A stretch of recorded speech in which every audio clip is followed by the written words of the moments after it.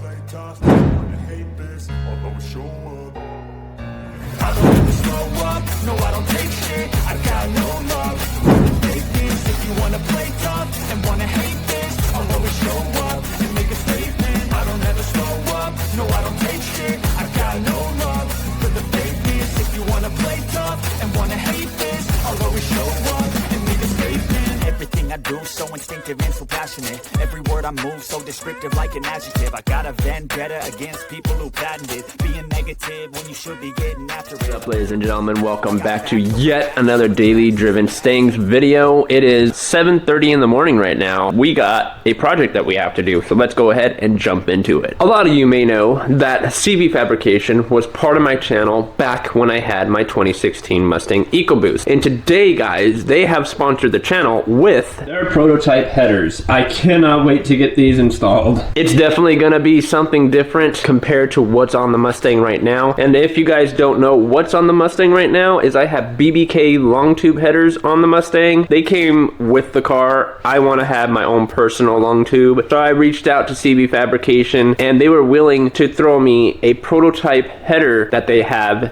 and I'm gonna be their test dummy. We need to jack up the Mustang, start on the driver's side because that is technically the easiest side to do. I cannot tell you guys that the passenger side is definitely going to be fun. So if you are tackling this at home, I'm going to give you everything you're going to need to get this job done. For those that don't know about CV Fabrication, they are basically an EcoBoost platform. They are jumping into the Mustang GT, which is amazing because I cannot wait for these prototypes to actually hit the market so that you guys get to do or try and have the same experience that I've had with CV Fabrication. They are just magnificent. All of their welds and how they do their welds, how beautiful their pipes look and everything is really outstanding for the price that you get. Also, they give you everything you need to make sure that you get these babies installed. So if you're wondering, are they really good at customer service? Are they really good at making sure that they have everything in the box for you? And the answer to that is yes, they do, with all of their down pipes for the EcoBoost. Also, the link will be in the description, guys, if you guys want to go pick yourself up some down pipe that I had on the Mustang EcoBoost. Once again, link in the description. I'll make sure that I tag it right there. I believe there's also a discount code as well for you guys too. I'm pretty sure it's still active. You're gonna want to give yourself at least a day to tackle this job. This is not an easy task for the headers on an S550. If you own one, you know exactly what I'm talking about. Without further ado, let's go ahead and jack up the Mustang GT and get started on the first header removal and showing you guys what you have to do to get the puppies out of the car that are currently in there and to get these puppies installed. First things first, we're gonna go ahead and remove the whole intake system. We're gonna unplug the map sensor.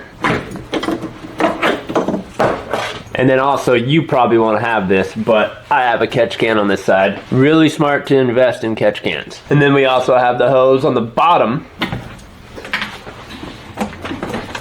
And we'll take that out and put it to the side. Now my box is held on by an 8mm, so I'm gonna go ahead and remove that and take the box out. Now we're gonna go ahead and take that and move it out to the side. This next part's gonna be super easy if you have a lift. Now, if you do not have a lift, don't worry, you're not left out of the loop. You wanna get yourself a jack and jack stands, and the reason for it, folks, is because we have to lift up the rear end for this part. Go ahead and start jacking up the one side, which I'm gonna start on the driver's side, get this side jacked up, and then we'll move on to the passenger side. I don't know if you guys really care about seeing this part, but I'm just gonna add it in. That can erase all the past and the pettiness, a reflection of the emptiness. Hilarious, you think you're worth my time, you're delirious, mysterious, because you are behind the fake exterior. Inferior, you know I'll always be a bit superior. Get off of me, this ain't no humble brag. I want you to hear words, you can say them back. I want you to feel free from the chains that last, and to believe in what you got, it was built to last, yeah.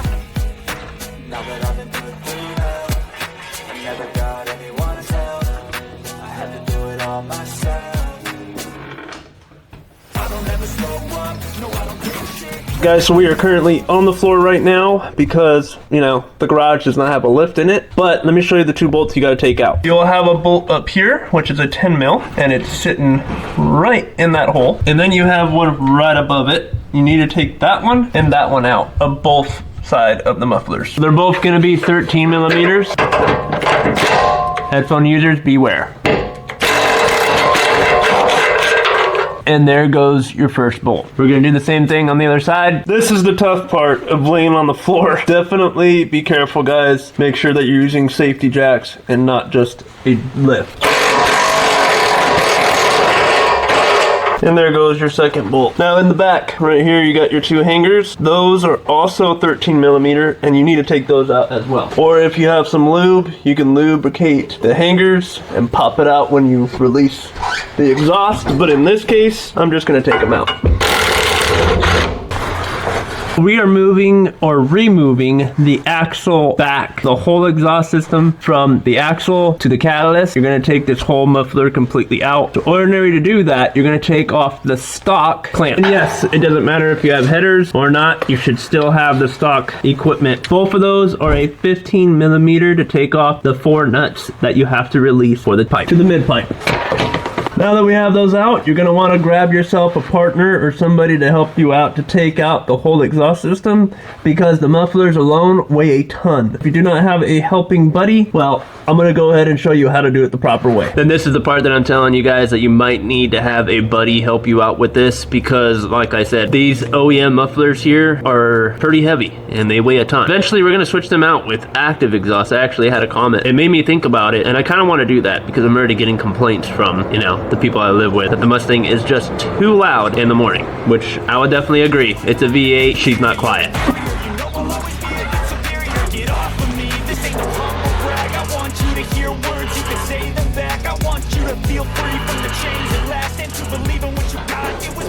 Alright, so this part's gonna differ between you and I, and the only reason why is because I already have long tube headers on the Mustang, but if you have stock headers, at this point, it's just time to unbolt your catalyst system from your header. So you should still have the same thing on the OEM. You're still gonna have to unbolt your catalytic converter. Mine is a 19 by 30 seconds. Yours is gonna be a 15 millimeter. No matter which one you use, 15 millimeter wrench, or if you can even get a socket into here, perfect. That will definitely help you out by a lot. I think I have you guys back far enough where I can start unbolting it.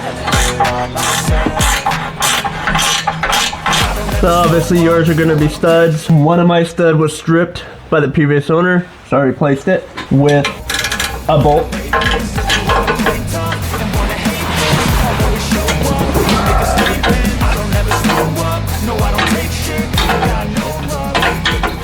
Now at this time, before this comes off, before you take the last nut out, make sure that you unplug your O2 sensor, which CV Fabrication gave me an O2 sensor extender. Take out the first cat. Let's start on the second pellet converter. And make a statement.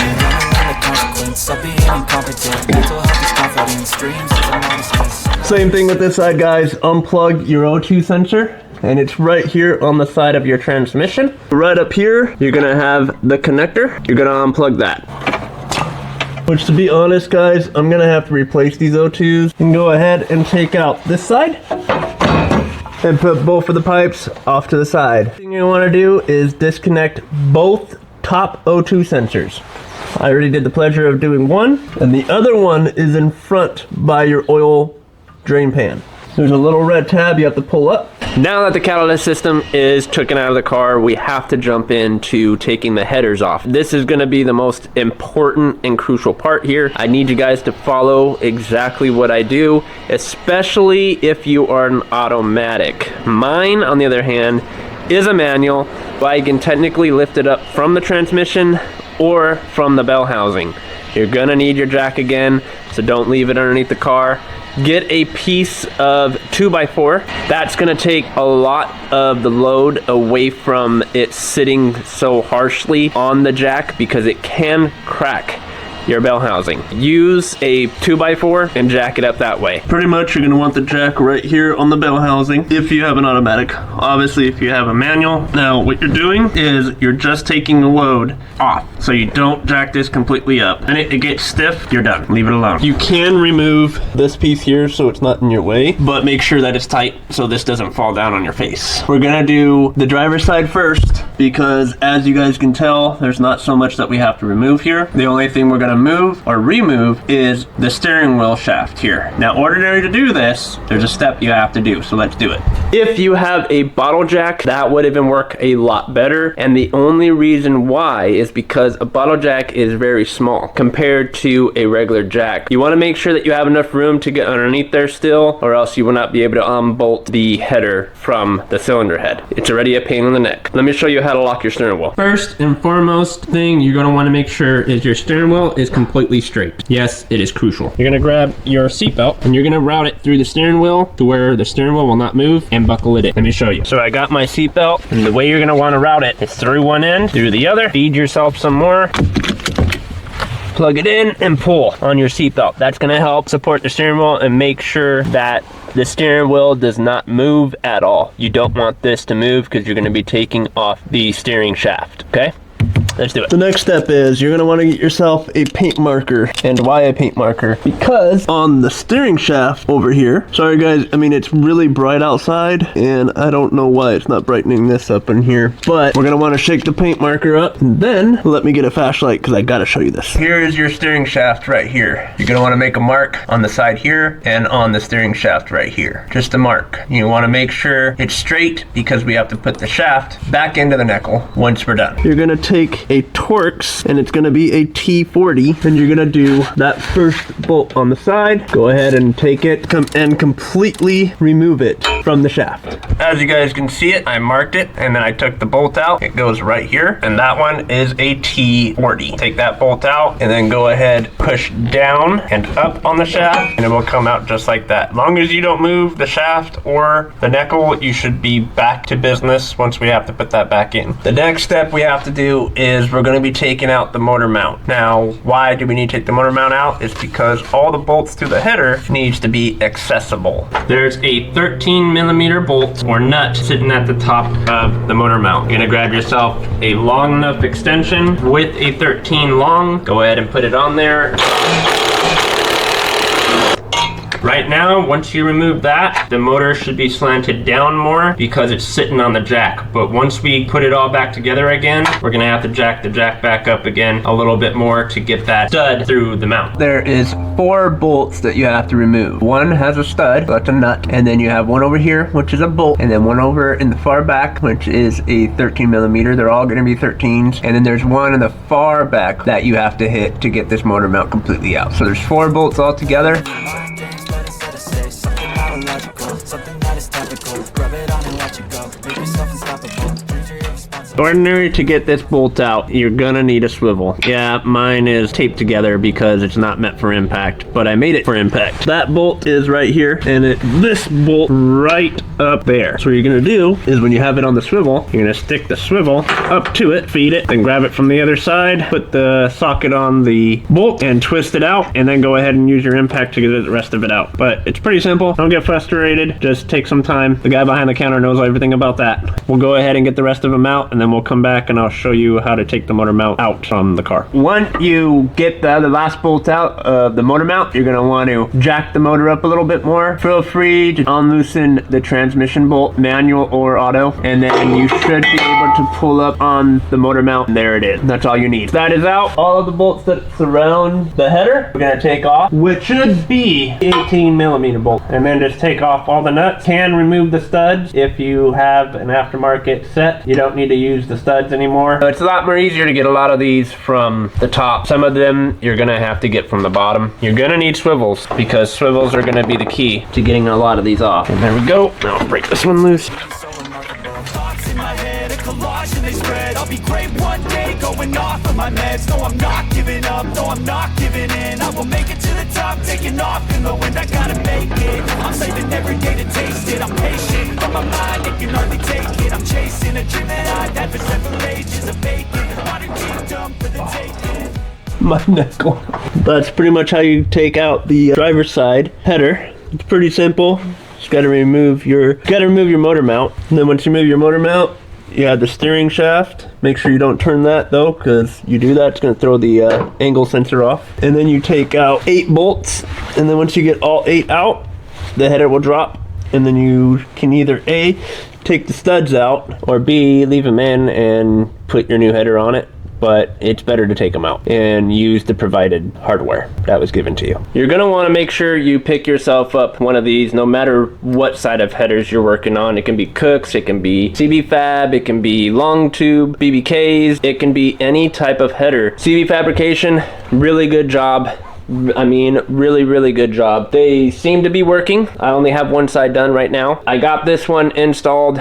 I'm gonna start tightening up all the bolts. It's really simple. Just make sure you use these, they're really handy. It is finally time to get started up to the passenger side. Now the passenger side is pretty much the same as the driver's side. The only thing that changes is we need to remove the starter, the motor mount from back here, and then we can start removing the header. And once we get this header out, we can go ahead and start mocking up the new header, putting it in here and hoping that we have enough clearance in between the starter and the header on the passenger side because of the starter. Okay, so really quick, because I noticed that it didn't record the whole entire process of me removing the starter as well as the motor mount. Let me go ahead and show you where you're gonna be able to find the bolts that go directly into the starter in the back of your bell housing. For one, don't really judge my drawing. I try to draw it as well as I could, but let me go ahead and show you. Here is your transmission technically, and as you guys can tell, there is your wire that you're going to be pulling, and then this is indicating that this here is your starter. Now you have one bolt that is in the very back of the starter, so you're going to have to get a long extension to get back there, and you're going to have to grab it at this point here. And when you do that, you're going to eventually fill that bolt, so you're just going to keep trying to figure out where that socket's going to go, and it's going to eventually hit that back bolt. And then you have the 2 bolts that are pretty much in eye view. You're going to be able to see the first 2, but you will not be able to see the last one. It is not on the bell housing this way. It is with the same 2 bolts that you pulled before, just on the back side of that starter. Now, I really wanted to fill you guys in on that because a lot of people get frustrated on that and they think it's pointed directly this way and it's the opposite direction of the first 2 bolts, and that's not the case. The bolt is still on the same direction as your other 2 bolts. Just keep that in mind. And then go ahead and remove your motor mount with all the 4 screws that are holding your motor mount in, and also the top one that actually bolts down to the frame. After you get all that done, you're going to go ahead and remove your 8 bolts that are on your header, pull the header out,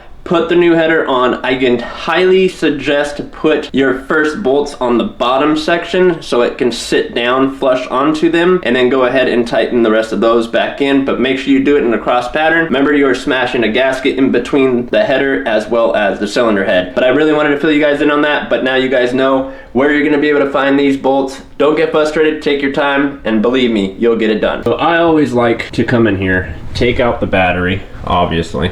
You know, you don't need that. Then you're gonna go ahead and take out all of these bolts. Then you're gonna have 2 up here. Then you're gonna have 1 up here, 1 over here, 1 on the other side. You're gonna wanna keep taking those bolts out, and then you'll have access to the header. Way better, way easier. Let's go ahead and get this header out. So yesterday, I kind of developed a cough. My throat started hurting. I had to put the headers on pause, but when I went and reviewed all the footage, I noticed that me taking the starter off, the passenger motor mount off, is not on my film at all. Like, I don't know what happened, where it went. I don't know how much you guys are going to be able to see. If you guys can tell how rough it is to actually get into these tight little spots right here. So I used my old hardware there and on top of over there as well. Now I'm working on the last bolt, which is right there. I don't know if you guys can see that, but I'm working on that last bolt. I have all of these already tightened. I'm gonna go back up, make sure that they're tightened after I put the motor mount back in, and then that's it. Passenger side is now done, and I tell you guys what, this side is no joke. You're definitely gonna want 2 people for this because of the fact of tightening these bolts. Make sure you don't strip any bolt. It's really easy to strip. I'm going to put the sizes of the bolts that I've used. Yours might be different, but I've used a little bit of the factory ones, but I'll also also include the ones that CB Fabrication gave me, so that way you'll know what size those bolts are. You can have everything laid out and whatnot. If we go into here,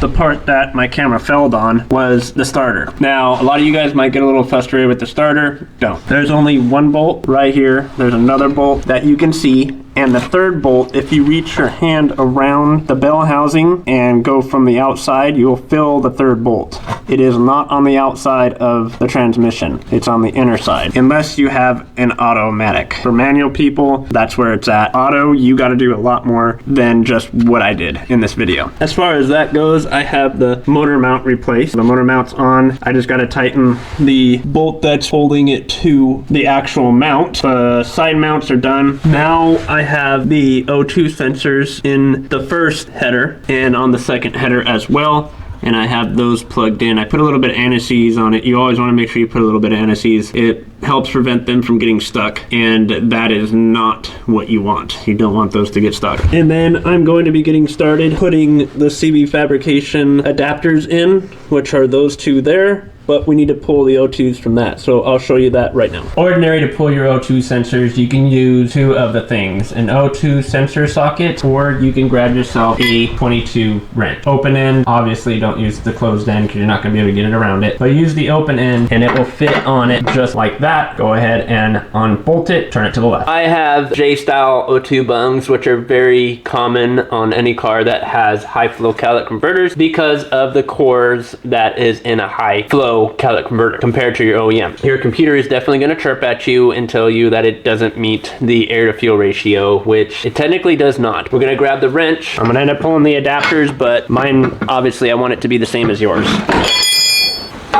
So there's the first O2 sensor. I'm gonna take the J-style O2 bungs. If you guys need a link to that, I'll have one on the bottom. So when you are installing the headers from CB Fabrication, you will have everything you need down on the list. All right, so now that we finally have the O2 sensors out and also the J-style bungs, which look exactly like this, and they have a little thing in there, which is a catalytic converter for the J-style bung. Do you really need to put them in? It all depends, actually. I put them in because, you know, the less that it has to sense the computer, the better. You have your new cats from BBK, CJ, American Muscle. Doesn't matter what kind of headers you have, right? You're gonna take them, and with the rear O2 sensors, it doesn't really matter which one goes where. They're both the same connector. If you want to, sure, why not? Leave them on the same place that they came out from. I'm gonna grab my adapter here and my handy dandy anti-seize. Since I didn't put any of this on last time, I had actually a really hard time getting it off from the old header. So this time, I'm gonna make sure that I put some anti-seize on it. And once we put it on the car, we'll adjust it. Now, a lot of you are probably wondering too, when you turn on the car and a lot of smoke comes out, and you're probably like, wait, why is it smoking? It has to burn off all of the chemicals they use to make the header and also the catalytic converter as well. We're going to take our second J-style bung and make sure you check your state's regulations on this as well. These are only for off-road use only and should only be attended for off use only. You don't need a lot of anti-seize, a little bit goes far. Now that we have both of our J-style O2 bungs in, and with the first one, we're gonna put some anti-seize on the O2 sensor as well to prevent them from seizing, hence the name of the anti-seize. Like I said, a little tiny dab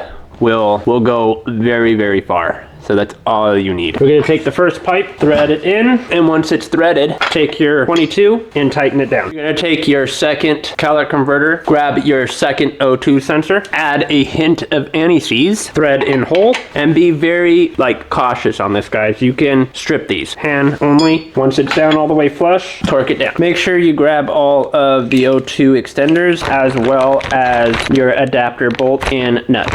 Also your secondary adapters with the clamps. You're gonna grab two and also two bolts and two of these girls. They are side specific, and how you can tell is if something doesn't match right, and I will definitely show you that as well. That way we can try to get this as good as possible. We're gonna grab our pipe, stick it on, and like I said, it only goes one direction. So if we put it on and something doesn't feel right, like rather it be the angle because it needs to be turned, and that will tell you instantly that you have the wrong side. We're gonna grab the right side, and you grab your provided stuff. You're gonna put it on. You're gonna wanna do one at a time. I'm gonna use my head as a support beam. Once I get my first one in, I don't have to worry about holding it in place anymore. You're gonna wanna tilt this to the direction where you're gonna wanna be able to tighten it though. Grab the second one. You do the same thing, and it's okay if it leans down and hits the floor, folks. It's not the end of the world. You would just struggle a little bit trying to get it tightened, but I like to keep them even with each other only because it makes for the best seal. Now, with your H-pipe, you're gonna wanna grab, and the only reason why is because we have to align these up with the corresponding of the H-pipe, which is gonna be fun. I would say get your adapters put on. Really easy to slide them in. Don't tighten them down yet. We have to adjust it to make sure it's gonna fit. CV Fab gives you enough room to adjust it to your needs. Then you also get the adapter part, which will go into your stock or aftermarket H-pipe or X-pipe. From there, you can build back towards the rest of your exhaust system. All right, guys, so we are back once again. The headers turned out to be an amazing install. They look very well, but we're about to see how do they sound. First start, cold.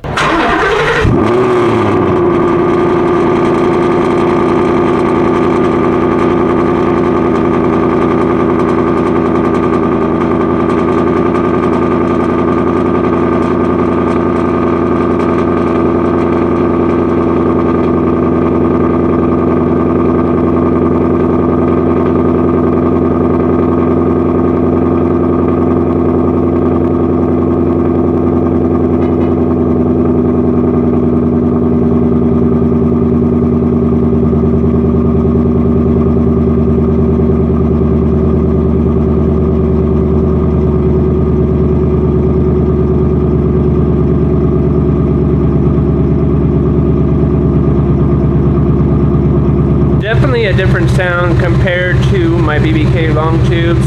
It actually brought the noise level down. So I wonder if I ever took off my mufflers now, how loud would it be with them off? Not bad, not bad. Alright guys, so I know it's dark out here, but I hope you guys did enjoy that video. The Mustang is still here. I'm actually on a drive. I just got done working on a customer's car. You know who you are.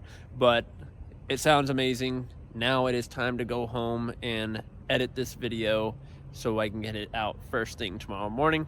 If you guys are new here, make sure you guys go ahead and smash that subscribe button. Don't forget to hit the bell on the side so you get notified when I do put out bangers such as this. And always share this video, leave a comment down in the section down below, and I will see you guys in the next banger. Peace.